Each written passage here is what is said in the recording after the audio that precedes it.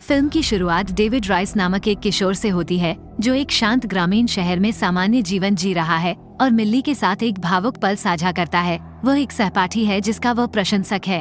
अपनी भावनाओं को व्यक्त करने के लिए डेविड मिल्ली को एक बर्फ का गोला भेंट करता है जो उसके स्नेह का प्रतीक है।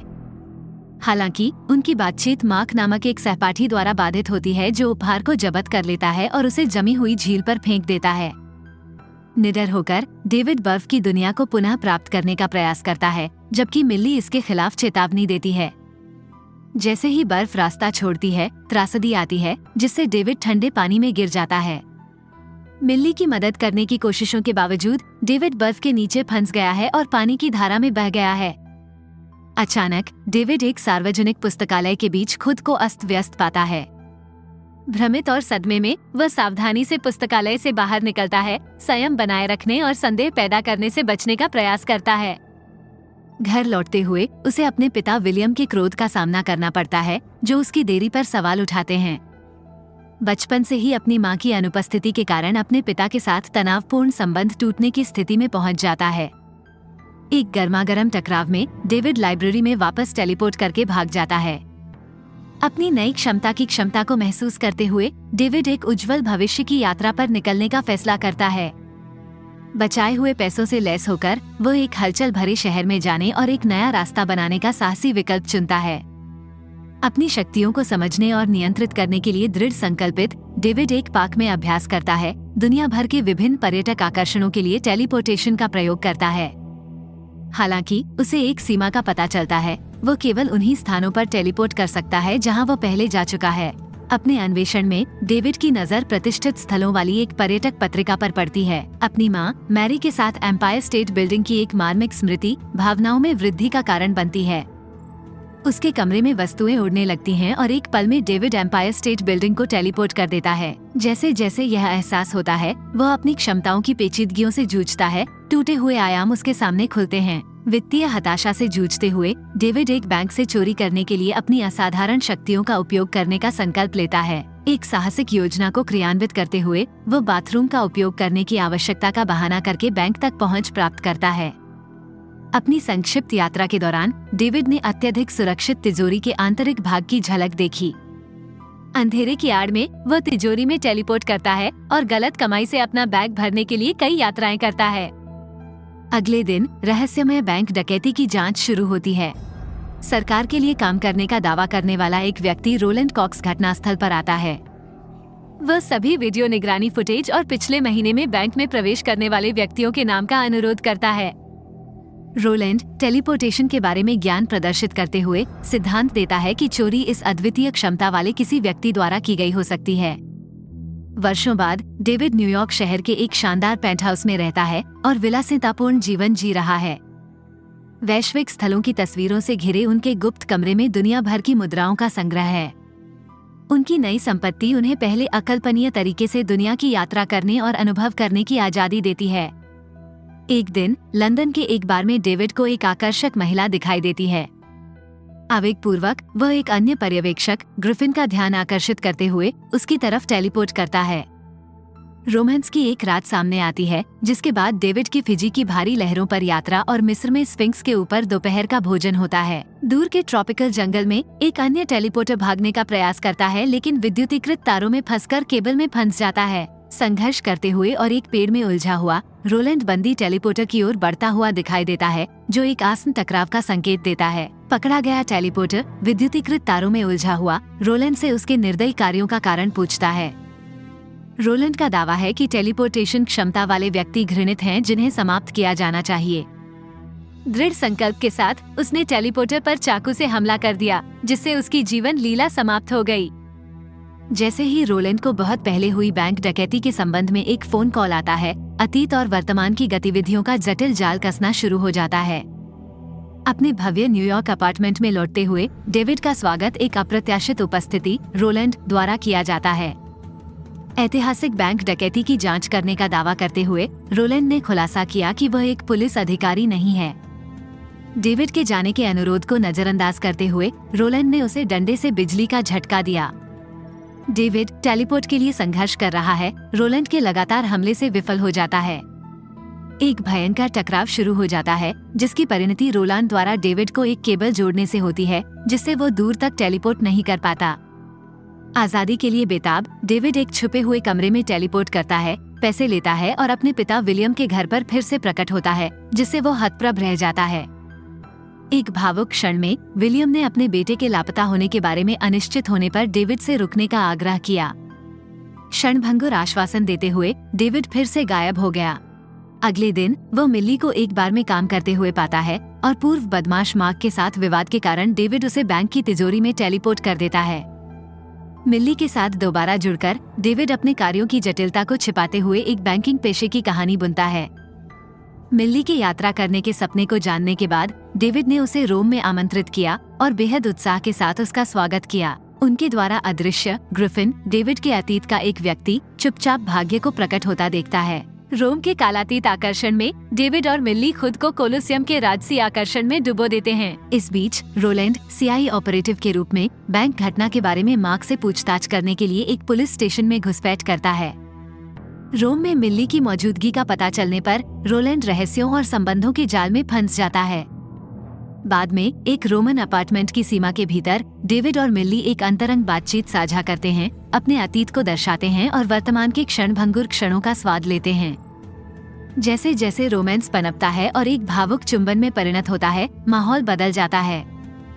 जैसे ही दिन खुलता है, डेविड गुप्त रूप से कोलोसियम के भूल भुलैया मार्गों के माध्यम से मिल्ली का मार्गदर्शन करता है। उनका साझा साहसिक कार्य एक अप्रत्याशित मोड़ लेता है।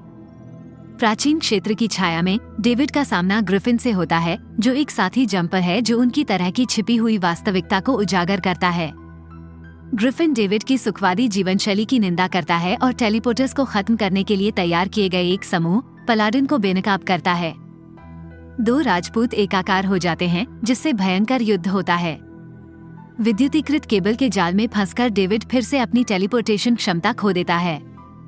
ग्रिफिन एक अनुभवी योद्धा दांव को उजागर करते हुए आसानी से हमलावरों को खदेड़ देता है। डेविड को चेतावनी देने के बाद ग्रिफिन दूर चला जाता है। उत्सुक होकर डेविड उसका पीछा करता है, लेकिन उसे दूर रहने की चेतावनी दी जाती है।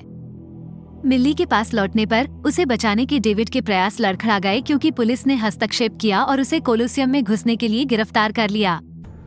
पुलिस स्टेशन के भीतर डेविड को एक पछतावे वाले पर्यटक के रूप में निर्दोषता बनाए रखते हुए पूछताछ का सामना करना पड़ता है। पुलिस स्टेशन के अंदर डेविड को अनिश्चितता का सामना करना पड़ता है, क्योंकि अधिकारी चले जाते हैं, जिससे उसे अमेरिकी दूतावास के मजिस्ट्रेट का इंतजार करना पड़ता है। एक अप्रत्याशित आगंतुक प्रवेश करता है, जो खुद को डेविड की लंबे समय से खोई हुई मां मैरी के रूप में प्रकट करता है। एक संक्षिप्त मुठभेड़ में मैरी आसन खतरे की चेतावनी देते हुए तत्परता दिखाती है। वह डेविड को उसकी हथकड़ी की चाबी देती है और जल्दी से चली जाती है। उसका पीछा करना छोड़ देती है, लेकिन अंततः अपनी मायावी राह खो देती है। मिल्ली के साथ फिर से जुड़कर डेविड बढ़ते खतरों से बचने का संकल्प लेता है। हवाई अड्डे पर एक गंभीर निर्णय सामने आता है, जब डेविड मिल्ली की सुरक्षा के लिए उनके अलग होने की आवश्यकता के बारे में बताता है। निराश होकर मिल्ली अनिच्छा से अपनी एकांत यात्रा पर निकल पड़ती है। इस बीच रोलैंड एक IRS एजेंट के रूप में डेविड के बारे में जानकारी मांगने के लिए विलियम के आवास पर पहुंचता है। विलियम, संरक्षित और असहयोगी, अपने अलग हुए बेटे के साथ किसी भी हालिया संपर्क से इनकार करता है। वह मैरी के चले जाने के दर्दनाक विवरण का खुलासा करता है, जिससे रोलैंड अपनी निरंतर खोज में निडर हो जाता है। ग्रिफिन के छिपे हुए अभयारण्य के मध्य में डेविड को दुनिया भर के राजपूतों के चित्रों और जानकारी से सजी एक दीवार का सामना करना पड़ता है। ग्रिफिन राजपूतों के खिलाफ एक अनुभवी योद्धा धार्मिक कट्टरता में निहित प्राचीन संघर्ष को स्पष्ट करता है। पलाडिन टेलीपोर्टेशन को एक दैवीय उपहार के रूप में देखते हुए जंपर्स को खत्म करना चाहते हैं। उनका मानना है कि ऐसी शक्तियां केवल भगवान के पास होनी चाहिए। अपने पिता और मिल्ली की चिंता से प्रेरित होकर डेविड ने विलियम को बेहोश पाकर उसके पास टेलीपोर्ट किया। समय के विपरीत दौड़ते हुए वो विलियम को तत्काल देखभाल के लिए अस्पताल ले जाता है। रोलैंड से बदला लेने के लिए डेविड अधिक जानकारी के लिए ग्रिफिन के पास लौटता है।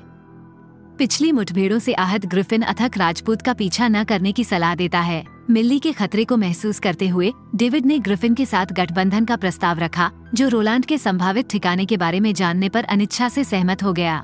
वे अलग होने की योजना बना रहे हैं, डेविड मिल्ली को बचाने के लिए और ग्रिफिन खुद हथियार बंद करने के लिए। मिल्ली के अपार्टमेंट में पहुंचकर डेविड को अप्रत्याशित टकराव का सामना करना पड़ता है। खतरे से बेखबर मिल्ली डेविड को छोड़ने की मांग करती है। एक अपरिहार्य खतरे का सामना करते हुए डेविड ने मिल्ली को अपनी असाधारण क्षमताओं का खुलासा किया। जैसे ही सच्चाई सामने आती है, मिल्ली सदमे से जूझती है और घबराकर भाग जाती है। खतरे को पहचानते हुए डेविड ने उन्हें ग्रिफिन के अभयारण्य में टेलीपोर्ट किया। रोलांड और राजपूत मिल्ली के खाली अपार्टमेंट में पहुंचते हैं और उन्हें कूदने का बचा हुआ निशान मिलता है। डेविड का पीछा करने के लिए दृढ़ संकल्पित, उन्होंने निशान के नीचे एक उपकरण तैनात किया जिससे एक पोर्टल बना। डेविड, मिल्ली और ग्रिफिन मिलते हैं, लेकिन तनाव बढ़ जाता है क्योंकि ग्रिफिन मिल्ली की उपस्थिति के खतरे को रेखांकित करता है। ग्रिफिन ने डेविड को जंप स्कार को फिर से खोलने की योजना के बारे में सूचित किया, जो संभवतः उन्हें ठिकाने तक ले जाएगा। महत्वपूर्ण क्षण में रोलैंड शक्तियों के टकराव के लिए मंच तैयार करते हुए साकार हो जाता है। विद्युतीकृत केबल से टैग किया गया डेविड खुद को एक दीवार के सामने बंधा हुआ पाता है।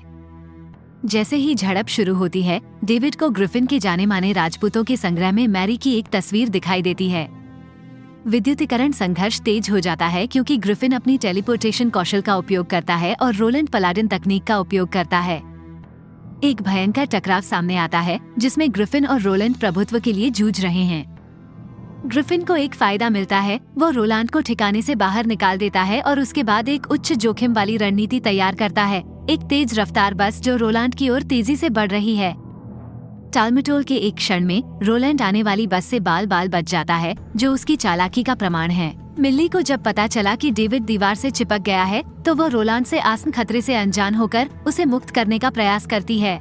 तनावपूर्ण गतिरोध में ग्रिफिन एक फ्लेमेथ्रोवर के साथ फिर से प्रकट होता है, जिससे रोलैंड का ध्यान भटक जाता है। क्लाइमैक्टिक लड़ाई अपने चरम पर पहुंच जाती है क्योंकि ग्रिफिन रोलैंड को जंप स्कार में धकेल देता है और उसे परे अज्ञात क्षेत्रों में ले जाता है। युद्ध का मैदान वापस मिल्ली के अपार्टमेंट में स्थानांतरित हो जाता है, जहां रोलैंड और ग्रिफिन अपने भयंकर विवाद को फिर से शुरू करते हुए उभरते हैं।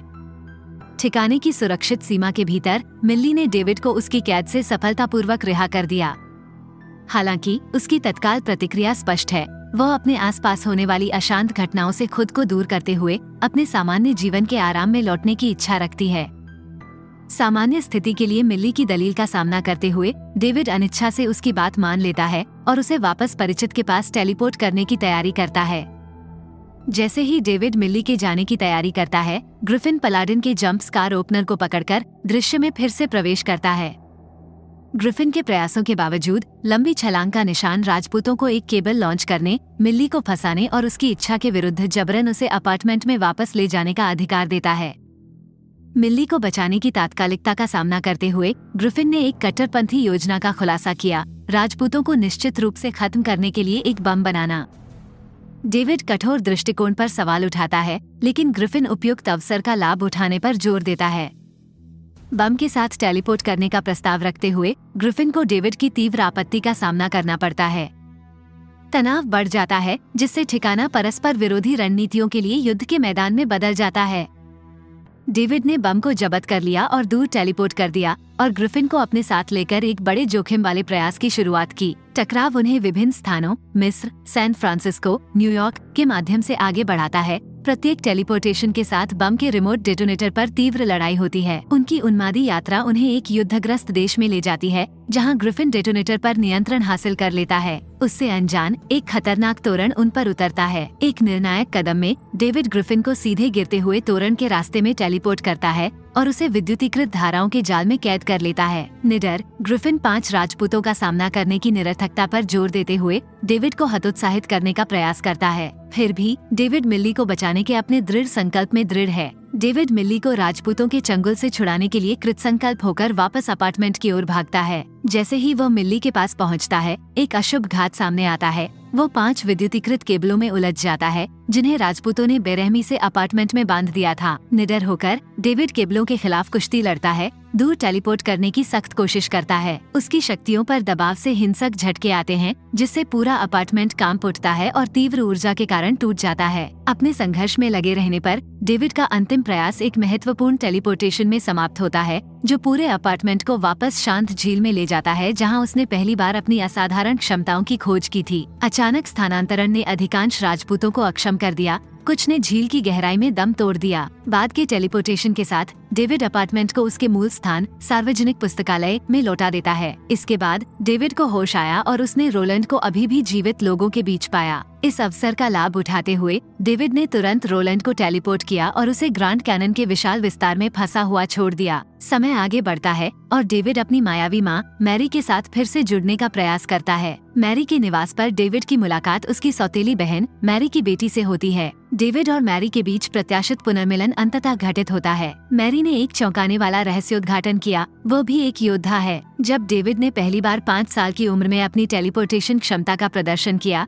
तो एक दिल दहला देने वाला निर्णय लिया गया। मैरी ने उसे अन्य राजपूतों की निरंतर खोज से बचाने के लिए खुद को उससे दूर करने का फैसला किया। वर्तमान में माँ और बेटे में मेल मिलाप हो जाता है और डेविड उनके पुनर्मिलन के निहितार्थ को समझने के लिए उत्सुक होता है। मैरी से उनके भविष्य के बारे में पूछता है। मैरी ने स्पष्ट रूप से खुलासा किया कि वह उसे एक शुरुआत देगी जिससे डेविड को अपना रास्ता बनाने में मदद मिलेगी। अपनी आपस में जुड़ी नियति की जटिलताओं को पार करने के बाद डेविड एक नई यात्रा पर निकलता है। इस बार मिल्ली के साथ हाथ मिलाता है, जो धैर्यपूर्वक उसकी वापसी का इंतजार करती है।